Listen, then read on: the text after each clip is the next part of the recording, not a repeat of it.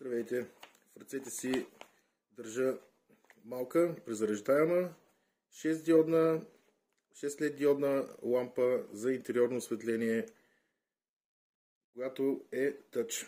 Какво имаме в кутийката?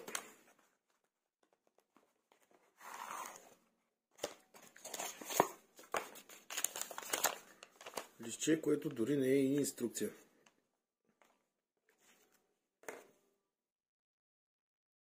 Кабел за зареждане, USB Type-C, USB, лампата,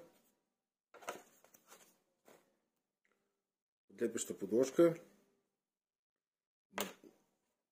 магнит и метална подложка. Съответно, ето това е батерийката, ето тук е порта за зареждане. Активирахме я. С подлепещата подложка може да залепим лампата към някоя равна повърхност. Може да залепим металният гръб към нейния гръб и залепяйки магнитната подложка някъде, ще може да се залепяме и лампата там. Тя се активира чрез натискане. Задържаме. С по едно натискане сменят цветовете.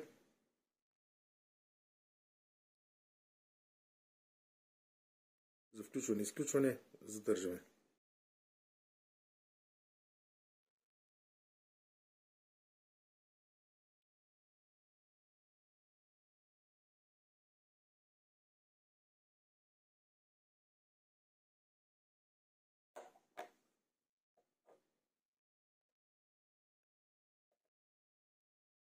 Чувствителна.